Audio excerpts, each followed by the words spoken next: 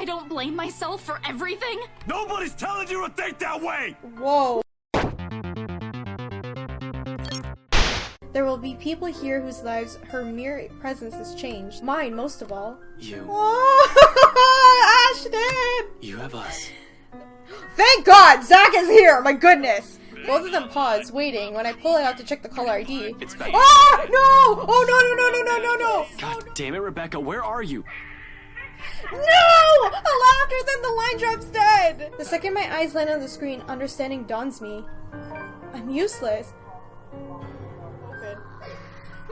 No! Girl, you need to stop doing this. Like, honestly, she could have just, like, come into the room normally. No, she has to come out of the freaking wardrobe. Hey internet, it's Jessica and welcome back to The Letter. So, this is the first route, or chapter I should say, that has entered October 31st. I don't think any other character has reached that far. So, I think what their plan is now is to go back to the mansion with the letter and hopefully it will like break the curse. But now the problem is getting into the mansion because we have Luke to deal with. Even though Hannah is friends with Zachary, I don't think it's enough to convince Luke, you know, because he's like in charge of everything, so we'll see what happens. Dreary downpour starts off the Monday. Although it doesn't last for more than an hour, the dark clouds just lift after the sun peaks over the horizon. Brief as it is, the rain has significantly dampened the park's usual cheery vibe. Mornings like this are often marked with the start of another bad week. An arrest gone wrong, another investigation leading to a dead end, or some truly fucked up shit being called in. Like that one time I was dispatched to a scene where a guy gouged out his eyeball and almost ate it. What? Ew. Was at first few chews away from swallowing it and in fact lost my dinner that day. Fun times. Of course, I don't doubt anything could top getting cursed by a damn chain letter of all things. I think people pass along its pranks through emails and text messages for fuck's sakes. A ghost chasing after you just puts the icing on the cake. So far, we've all done is run, snoop about, read stuff, and run again. It frustrates me to no end how we still have no closer to an answer. Even my car reflects the state of my mind it's in. Photocopies of documents littered every available surface, scattered all over the place, spilling from the passenger's side into the back seat, making the entire mess of what little space there is. Not that I'm any better. My last shower was 24 hours ago. I haven't slept at all, and my last meal was that chocolate porridge thing Isabella offered. The way I am now, I'll definitely get a scolding. If Becca were here, she'd give me an earful and tell me to take care of myself better. Say that, I'm killing myself on the job. I can already hear Isabella complaining about how dark the bags under my eyes are getting, and about how I reek and how I need a shower pronto. I can rest easy when this is all over. It's not that I can't feel the pang of hunger. With that woman chasing after you, it's difficult not to feel anything other than horror. The rush of adrenaline courses through my veins in desperation to survive. In fact, I can feel a sense of the ghost of her touch from last night. Her bony digits wound tightly around my ankle and the horrid smile she has on her face as she pulls me closer. The memory is enough to send a shiver up my spine and make me antsy. Perhaps the only thing comforting about this is the sight of my gun nearby. But then again, like, what can this do? From my dashboard, sunlight glints off the Ophelia's surface. Normally, I keep it hidden in the compartment. Luxembourg police regulations only allows authorized people to carry firearms, and even those are limited. I do have an authorization, but I never really saw the need for its use. When a standard issue taser are more than good enough to incapacitate anyone. If not, I can always throw them on their back. Just judo lessons Dad forced me to take as a kid, as it uses too. Ghosts though, all of those will probably yield the same results. They're all useless. I might as well use a stick. However, it's the feeling of ease I'm after. or what little I can gather from it. The awareness that I have at least some protection of myself in the case things go wrong. That I can still protect people who are still depending on me despite the missteps I've taken. It doesn't take me off the edge though, the feeling that your whole body has been strained from beyond this capacity. Frankly, I'm already running out of steam. The only thing pushing me right now is knowing someone still depends on me. Stretch is still in order, though. I've been sitting in here since last night. Soon, I step out of my car, close it behind me with a thud as I take my surroundings. The rain did wonders. The morning air feels crisper and cooler than it has ever been for days. For once, the weather seems to be taking a turn for the normal. Luxembourg normal. In the distance beyond the buildings lining the horizon, dark clouds are blowing in. Storm might be due this evening, give or take. A shame for the people looking forward to the Halloween night. I'm just not sure whether this is something I can look forward to as well. Still, I bask in the change it brings. Inhale, exhale, breathing in, taking in a piece as if it will be my last. But, as with all good things, the quiet shortly comes to an end. Not necessarily a bad end. The chatter reaches my ears far as halting my movements. Sure enough, when I glance up, I find them, Zach and Isabella, just as they enter the park grounds, bags of convenience store food in hand. After last night's flight from Salem Well, we've elected to stay here in the night, unsure of if our own homes will be safe. Normally, we'd all be advised the idea of spending the night outside of like this, but panic and distress has tainted that decision. It's not like any of us has gotten an ounce of sleep anyway. On the off chance that one of us did, it only lasted a second, or it's a fitful one. But looking at them right now, from afar, it's easy to mistake them from just friends on a day out. Isabella gesturing wildly at her arm as she talks, something funny or amusing probably, because it's soon followed by Zach's booming laughter. Their voices fill the atmosphere with a light air, temporarily easing off the disheartening mood. It's easy to pretend that we're not knee-deep in life and death situation with the way we're acting now. Easy to forget we've lost someone. If anything, it's only their appearances that betray the mask. Slightly disheveled, bags under their eyes, an exhausted curve in their shoulder, and dragging footsteps. But the closer they get, the more obvious that these signs are to the naked eye. Zach tosses an energy drink my way the moment the distance allows it. Isabella hands me the other bag she's holding, before seating herself on the edge of the fountain. The scent of warm food immediately wafts from the bag, and I open it, carried further by a passing breeze. Whatever sweet sauce they drizzle over the pork wannabe, it smells heavenly. Hell, even the sorry-looking vegetables seem appetizing. Despite myself, without even checking exactly what it is, hunger swiftly takes over every rational thought. I dig in without waiting them for the start. Both of them appear to be in the same mind too, and soon enough they also start with theirs. No casual talk while we fill our empty stomachs. Exhausted as we all are, food is something we can't forego. Starvation dulls the thinking, weakening the body. If they are to survive this, we are going to have to take care of ourselves first. I know that's what Rebecca would do. In a matter of minutes, we're done and dumping the empty cartons in the nearby waste bin, along with its shift in mood. Back to the dismissal. Back to the problem at hand. The comfortable atmosphere from a few minutes ago was nice while it lasted. Admittedly, I've missed these kind of moments between us. We never had a chance, always busy on some project or work. The things that we've taken for granted, now we're realizing how valuable they are. With one of us gone, the world has an awful sense of humor. While one of us has just had short-lived, it's another thing that I want to look forward to. If we are to free ourselves from this damn curse, I'd like to believe there is a way. For now, we must focus back on the present. This, dead people, the letter, the curse. It's not simple to bring up these things, but necessary. It's not simply. Now? Oh, okay. Where do we go from here? Sorry, I think it skipped by accident. So let me go back to see what he said. It's not simply to bring these up, but necessary. It's not a question directed at anyone in particular, but they all look to me and my face as if I have the answers in the world. I used to think so back when I was on top of my game, and I'm still sure of everything. Now, there's just uncertainty selling whatever decision I come up with. At the same point, logic has simply stopped working here, and we've started grasping at straws.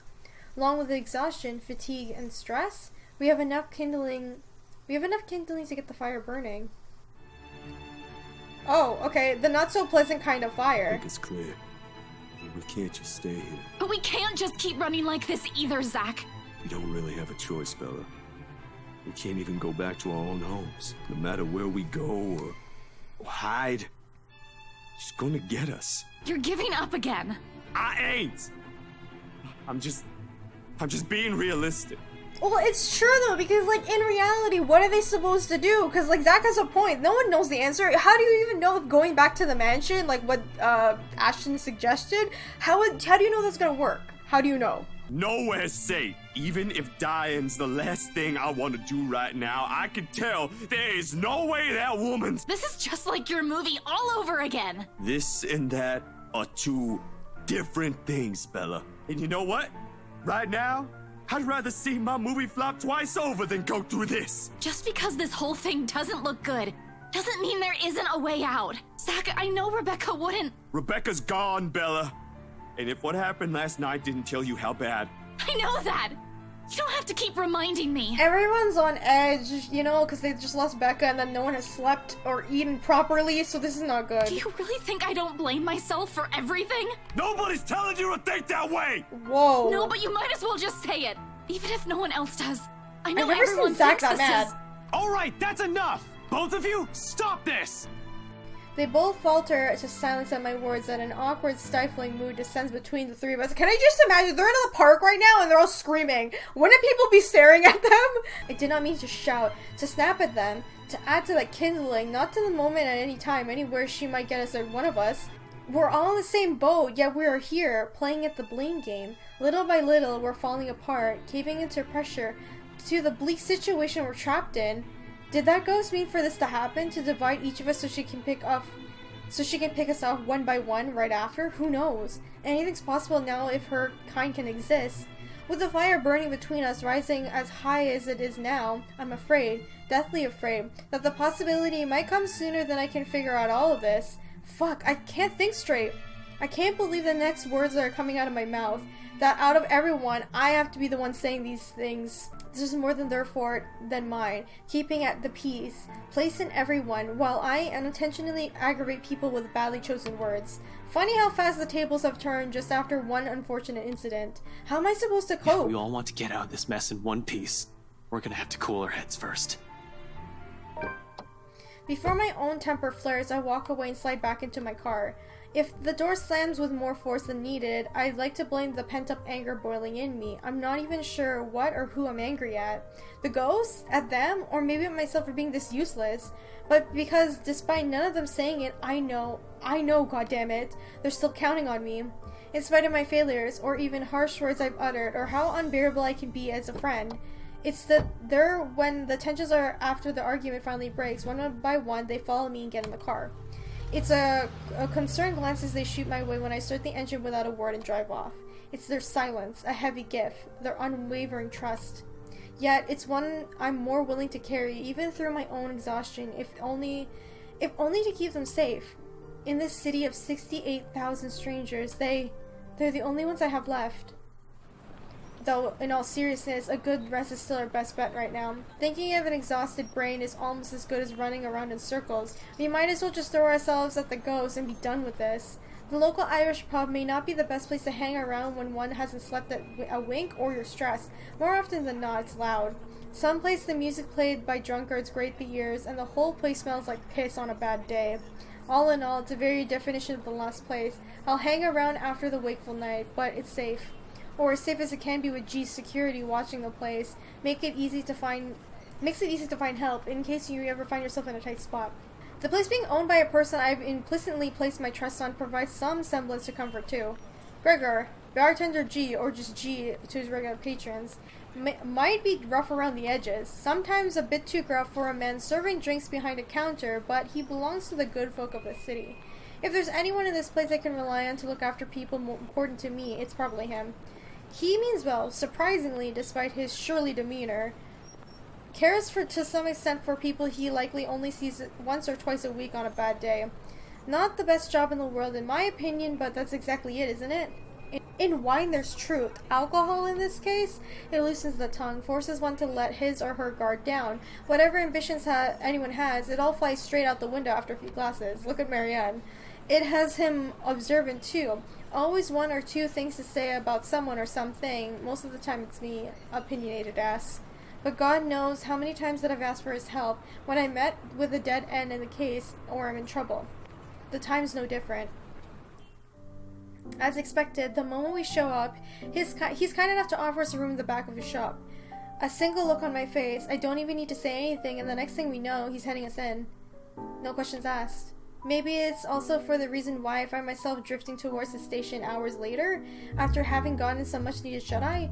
Newly washed drinking glasses and tumblers line on the counter surface when I enter the room. Behind the bar, G is busy wiping each of them clean, likely preparing for the tonight's use. Briefly, he glances up at me, once I claim one of the empty stools and grab a rock on the glass, sitting closest to the elbow. Turning to its absent-minded in my palm just to keep my hands occupied while my brain's busy, still trying to make sense of everything.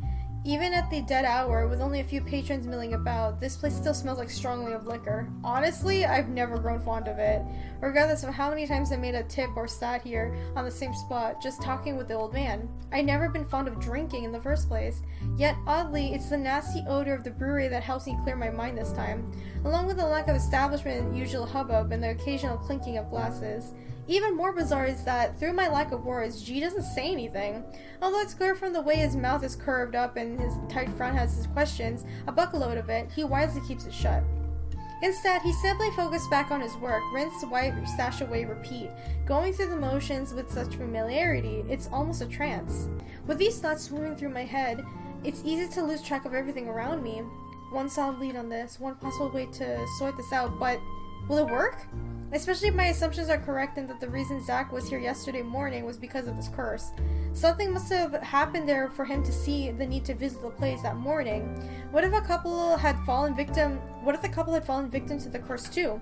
It doesn't fall outside my realm of possibilities. I've been so biased, not even thinking that they might have been in danger as well. I think I really fucked up. Wow, why did I kill Rebecca? Like, I'm still mad about that because she's the most useful one out of the group, because she has the most information. Ah, damn it, alright. But during the open house with Isabella, they might as have seen the letter and... Fuck. Stupid, stupid, stupid. Some fucking detective I am. If the logic holds, I need to hurry right there anyway. And if there's answers anywhere, it would be there. It should be there, where all this fucking mess started. It's not only my life on the line here, there are others. What happened to us, I won't wish on anyone else, no matter how much I loathe them, or how complicated all this suddenly became. The letter, the woman, the mansion. Now, there are voices lacing venom inside my every crevice of my head, murmurs that jeer, scoff, whenever an opportunity presents itself. It's because you did this. Whoa. It's all your fault. Why won't you believe me? Oh, wow, okay, so now the girl is like taking form of all his friends? Is that what he's doing? At some point, they all begin to blur together, twining and coiling, every horrid image and memory of her, seeking the forefront of my mind. No matter how much I can refuse to remember the fear I felt then, to push it back as far as I can, the visions come to me like like a dulge. And before I know it, before I can drown, another voice pulls me out of it. You doing good there, boy? Oh god, okay, it's G. His hand on my shoulders, gripping it tightly and giving me a light shake. There's a relief in his face when I finally look up at him, although his frown appears more distinctive than a concern in his eyes. It's more deeper now, marred with the worry and an agitation. He does let go when I offer him a small nod, but the furrow between his eyebrows never leaves his face. He always has a knack for reading people, after all, even someone who can be as close up or distant like me. In all the time I spent in the forest, there's only one other person who is keen as this old guy, the chief. Yeah, that's what I'm thinking. Isn't this the same person? I don't know. Funny and weird to some degree. I pointed it out to him so many times before how much they look alike, only for me to for the observation to be brushed off with a venomous tone. I've never brought it up again after the third time out of respect for the guy. Whatever it is, it's clear that's something he doesn't want to talk about. But it's him! Like, even Ashton can tell, like, oh, you look like my chief, like my boss. Why push, right? However, during times like this, it's impossible for the thought to not to come up. He even has the glare down to a pat. Under his wordless scrutiny, I can feel a damn rookie again. You're looking a bit green. Sure you got plenty of rest back there? You were only out for an hour or two. Wouldn't hurt to try and get some sleep. I'll keep an eye out. No need. Don't worry about me. I won't be able to get some sleep anyway. Not with her face still clear picture in my head, no. I heard that from you before. Not buying it. What's the story this time? This as bad as that case with the guy who ate his own eyeball? I wish it were. Jesus, stop reminding me. I hated that case. If I didn't know any better, I'd say you get a kick out of telling people about it. It's useful, you know, for blokes who don't know their limits. Sends them right out the door after I start with a description. Ew. Or was it the part when the poor schmuck gouged his eyes out? Ew! Nasty, awful, icky stuff, and it gets the job done. Like I said, useful. Don't even need to call security these days if I want to kick someone out. Anyway, pretty sure that pales in comparison to whatever this is now. I haven't seen you this stressed out since they closed that case. The one from 10 years ago with your professor friend. Abigail and her team weren't able to solve that one, G. No one has been able to. It just went cold. Same difference. But what do I know, eh? I just serve drinks, You're the listen to chief. people's problems and their whining, then make sure they get home safe afterwards. Thing is, I'm also not blind, kiddo. And you can bet your ass I can tell when a person's about to fall apart. What? Is this some form of therapy from you? Are you going to offer me free drinks now? Really, I can use them right now, something to numb the senses. But what has that helped anyone? In When, your sorry. dreams, kid. Last time someone gave you the hard stuff, your photographer friend had to haul you out of this place almost half naked. Hey, I can handle my liquor when I put my mind to it. What? Ashton got naked? Not from what I've seen, nope. Besides, you usually avoid drinking. Either way, it's out of the equation. And when booze no longer counts, we just talk. It's not like anyone within earshot will care. That chap over there only wants his cricket matches. I doubt you believe it, G. I've heard worse stuff. Try me. You know that mansion down at Anslum? Yeah, who doesn't? You live in this town long enough, it's impossible not to hear a thing or two about it. Bloody locals. Well, my friend found a primitive version of a chain letter in there. Now that we've seen it, we're cursed. A beat passes. For a long moment, G stands there, unmoving. His hand stops short of placing the glass he's been wiping prior back to the rock on his left. All while he stares at me with eyes that are nothing short of scrutinizing. He probably assumes I'm joking. Who wouldn't? Not a week ago, I've been put in the same position. Even now, in spite of things I've seen and heard, it simply won't sink in. Or maybe this is just the desperation creeping in, the idea that I may not be able to find a way out of this? Whatever the case is, for people who haven't experienced what I'm going through, this will merely sound like an awful Halloween prank. It's not a prank. This must have been what Isabella felt the whole time we made fun of her that day. This isn't a prank. I saw something. Now it's too late. We're stuck in a never-ending nightmare where the only way out might be death. And like I've expected, G's reaction to it, an amused laughter. A boom throughout the whole pub after a long about silence, like I've just told him a particularly funny joke. Okay. It's kind of like karma in the end too, right, for Ashton? Good one, kid. You don't want to spill. No one's forcing you. Seriously, though. Good one. Although I want to be angry with him, I can't find it in myself, can't even muster the energy to scowl or glare. Nothing but the taste of my own medicine or temper and the annoyance bubbling up in me, I suppose. In the end, echoing her words is the best I can do. It's not a joke. Yeah, all right. Good luck with that. You're on your own. Here, I thought you didn't have an ounce of humor in that body. Guess I'm wrong. He shakes his head, lets out another chuckle before returning to his task. By now, almost half of the glasses have been put away. The only ones remaining are the smaller kinds used for shots or steamed ones for cocktails. Despite being busy with his task, his amusement does not entirely disappear from his face. He keeps talking, as if I'm simply another customer he entertains with his stories. But we both know it's more than that. It's the wistful expression on him that says anything. Man, can't believe you're the same rookie who walked in here almost a decade ago. Too smart for his own good, that boy. Has always been 2 steps ahead of things. Now he's here, sulking. I must have screwed up somewhere then. I must have screwed up a lot. For things to suddenly shift like this, for me to become a mere shadow of a person I used to be? Nah, I don't think so. This one, screwed up? Not by a mile. It's too early to say. You've still got several years ahead of you, Holmes. Take it easy. But some things change, eh? It has been years, and you were a kid back then. You know, the sort that's a bit unsure. Making all the horrible decisions in life he'd eventually be embarrassed to talk about. You never stop calling me kid, though. Well, you still are. It's just that this time, you're sure of who that badge and gun is for. What was it you police types usually say? To protect and serve, yeah? A significant pause follows at its heels. From both of us, as he allows its meaning to sink in and spur something in me, stirring a feeling both heavy and forceful, but not completely unwelcome. Familiar.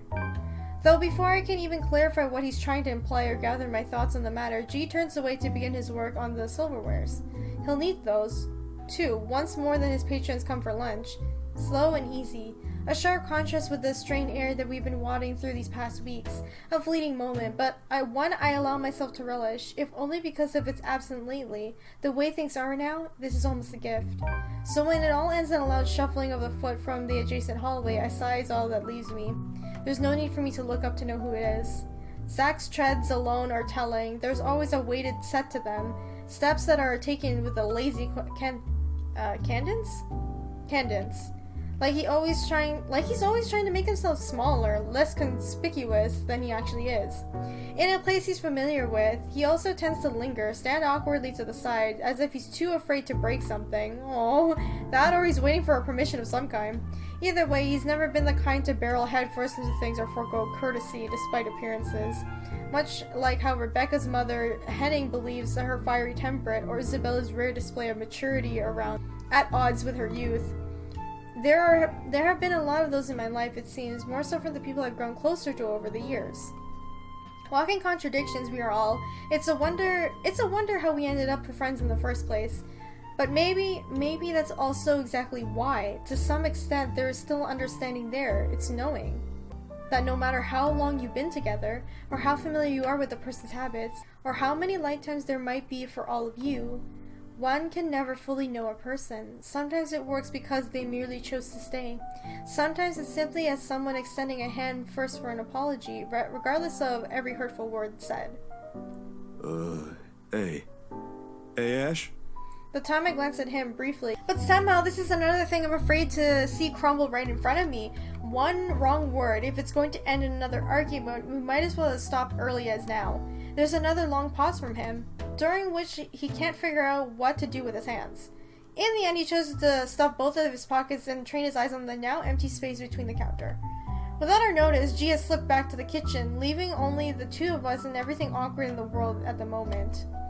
Still, Zach trudges on, at a hopeful tone slipping into his voice, simply because it's the only thing he knows to do. Did you, get any sleep? It's a start, at least. A stiff one, but a start. The least I can do is offer in return is that rare honesty. For a few hours, yeah.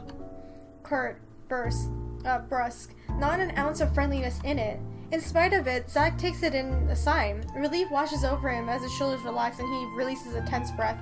Soon, he's closing the distance he has put between us and flops on the chair onto the right. I think the better question is if the dreams are pleasant. And for the record, no. Yeah, I know what you mean. I get those a lot. He shifts in his seat, coughs, drums his fingers on the counter for a short while, then falls silent. That's it, no apologies. Somehow that short exchange is all we need. The air changes again, much like everything we've known lately. Maybe not for the better, not yet. However, it's less suffocating, with less hostility and resentment, the kind where it's easy to pretend, easy to forget. Not that it's a thing that'll happen anytime soon, but one can dream. In a situation where death might come knocking at any time, it's these little hope that we can cling to. It's these little things we wish will happen again. I'm not an optimistic person by nature, hopeful maybe, but never optimistic. Though I want to believe there's a way we live through this nightmare, for the sake of one we lost. It's just funny how it all took all this to spur these kinds of thoughts in me. I can't even remember the last time something like this has occurred to me. For some reason, after seeing the harrowing thing after another, I've simply forgotten. Why are you suddenly smiling like that? Huh? Oh, no, I was just thinking about something. Well, it better be something that'll get us out of this mess. What makes you think I know how to fix this? Until 2 days ago, I didn't even believe a word you guys have been telling me. Zach, I function better when I'm dealing with homicide cases. Hell, feel free to throw in the usual robbery and missing persons case into the mix. I don't care. Give me a few days and I'll give you a lead. This isn't how I operate. This isn't what I'm good at. For all you know, I might even end up getting us killed. I have no idea what I'm doing. Please don't say that, because I'm actually scared that I'm actually gonna kill all of them. Well, the fact that you're frustrated but still trying already means something, Ash. Besides, you don't make that face unless you already have an idea. It can't be any worse than this. Maybe. What's on your mind, Ash? There is really something about Z-Man. Between Rebecca and him, I tend to share with him things I won't normally say to the other. Unlike her who pushes, sometimes with the same tendencies in her mood, Zach has a strange tendency to ease people into telling him what he wants to know. Oftentimes, the question feels so subtle, it catches me off guard, with less force and more forbearance. After all, out of everyone, he's the most grounded. Really, he's like the older brother I never had, the kind you can depend on when things go sour. The kind you tell things to simply because he'll listen, without forcing his own opinions on you. We still have one more lead we haven't checked.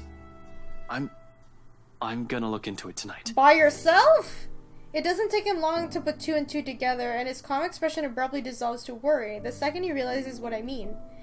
We've already examined the letter, read through the piles of documents. There's really only one we haven't given a once-over. The mansion. Of course, Zach may not be the kind to push, but that doesn't mean he agrees with everything that comes out of my mouth. It's his way of keeping me steady and on my feet through the years. Hold on, didn't you tell me not to go in there? Whatever happened to stay away from Luke Wright? You're an unarmed civilian, Zach. And so? So, I want you to stay here and keep yourself safe. Why do they keep separating? You already know what— oh my god, they already agreed, let's stay together, let's not go back to our houses, we'll just stay in the park or something like that. And then all of a sudden, Ashton's like, yeah, I'm going to the mansion by myself. It's cool though. I probably won't take too long, but I don't know what might happen. I'm not even sure if I'll find something in there. G will keep an eye on you guys. If you need anything, if that woman shows up, just holler. He'll help out, no questions asked. You don't even need to explain anything. He's not willing to concede, not from the manner he grips his knee over the ridge of the set of his jaw. I'm going with you. You can't go in there alone, Ash. I agree! I heard something. The morning I was there, I heard someone scream, and then there was a woman crying, and I don't know what's going on inside that mansion, but I am telling you, you shouldn't face whatever's inside alone. Before I can stop myself, a heavy breath escapes from my mouth. It's one of those times again where Zach means well, but he isn't completely missing the point I'm trying to make. When things take a turn for this, when he gets in a mood like this, he's almost as headstrong as Isabella. How and where do I even start? You only get in the way. I'd feel better if you don't have to worry about— it's not like he'll get in the way. I don't think Zach is that kind of person, but I do understand where he's coming from, because Zach is kind of like the caring person, right? So if someone's in danger, whether or not they're a bad person or not, he will go over there and be like, do you need help? And like, that could get him killed. So I'm gonna be nice to him. I just don't want to worry about him. There are only two ways this will end. I agree with him and take him there with me, or I agree with him and drop the idea altogether. Neither appeals more than the other, especially when we're all desperate for answers and a way out. If it all takes a little more honesty to make him drop his hair-brained idea, so be it. Look, man. Bro.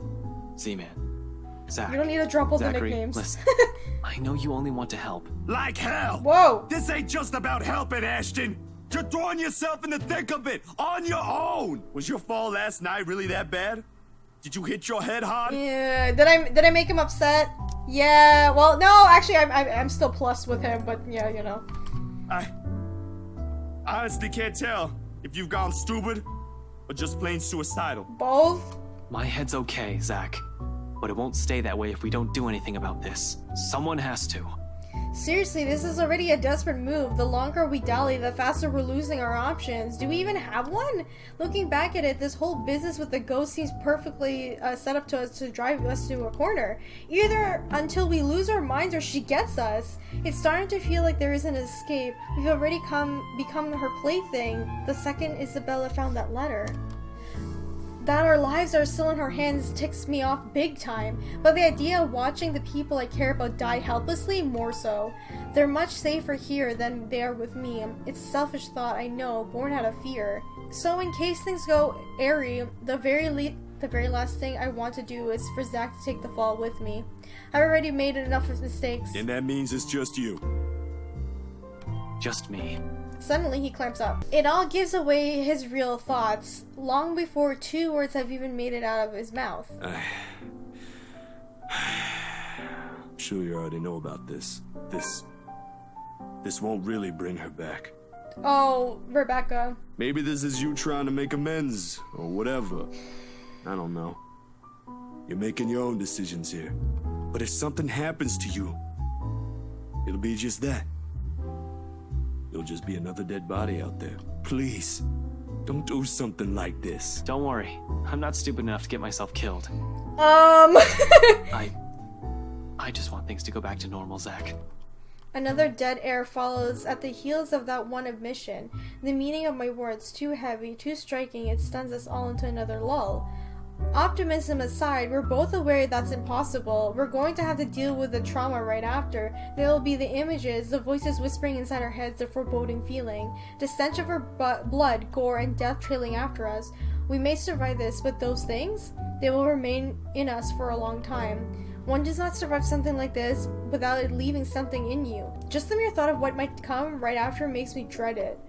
What this has changed in all of us. But I suppose that outcome is more acceptable, the lesser of two evils. 3 hours. My head snaps up and I turn to him, puzzled. He's staring at his hands with a thoughtful expression, brows furrowed in a deep concentration, like he's trying to choose the right words to convey what he's about to say. 3 hours? For what? That's more than enough time to go there, to check things, like you said, and travel back. I figured it'd be like, just stay in the mansion for an hour or something, but okay. If you don't show up here beyond that, I'm going after you. From his tone, it sounds almost like a warning. I'm sure it's not his intention, but hearing something like that from a person like Zach, I can't help but chuckle and throw in a jib, despite how dire things are. Just like old times. Make that 4. What? You said you're just gonna check things. Why would you even need that long? Speed limit? I'm a ranked law enforcement officer, Zach. I'm supposed to set an example. I know he's trying to lighten the mood, but goddammit. You right Of course, Zach can never carry it out. In light moments like this is just how he is, how we are. Unfortunately, G chooses the next moment to show up. He slams his flat palm on the counter and shooting us both a stern look. Although his tone is nothing short of jovial, the disapproval clear in it. He's obviously misunderstanding the situation. Boys, drummer's nice and all. I used to watch these bloody god-awful afternoon serials with one of my brothers many, many years ago. But listen, I am not having one in my pub, alright? You two want to fight? Go out. Are we fighting? A pregnant pause. Then without any preamble, Zach and I both snicker around G's glower melts into a confusion. When we both show no signs of stopping, he simply shakes his head and turns away. I'd like to think it's better this way, better that we are apart on light terms, so Zach won't have to see every little insecurity, every little doubt in me right now. He's seen enough. The last thing I want him to is glimpse another display of weakness. Not when he still stares at me with the same unerring confidence in his eyes. When our mirth dies down, before anything can get any further, before I change my mind, I step away from them, giving Zach's shoulder a quick few pats, mumbling a lame excuse about taking another short nap under my breath, although bearing the stray thoughts that flash fleeting in my head. Zach has seen me at my lowest plenty of times. Why does all of it matter now? Okay guys, I'm gonna end this episode of The Letter. So, I don't like this. I really don't like this because if he goes in there by himself, I don't know what decisions I'm gonna have to make, but I'm really scared that it's gonna get him killed or someone else killed. Example, Hannah, Luke, and Marianne. She's in the basement in case you forgot about that. She's there too. So I'm worried that I'm gonna get any one of them killed, and then later on Isabella and Zach are gonna find them. So I don't know, like, what the right approach is to do when we get there, but hopefully I'll do the right thing. Anyway, if you guys enjoyed this video, remember to leave a like, let me know in the comments what you think, and be sure to subscribe and hit the bell button so you know when I upload the next episode of The Letter. Thank you guys so much for watching, and I'll see you all in the next one. Finally be normal enough to ask you out! What? You're gonna ask me out? I felt like I was dreaming. What? She wanted to ask me out? Huh? When? And sometimes that brings people together in a not so cute way. Here are 6 terribly awkward romances in video games. Number 6. Cole and Elsa.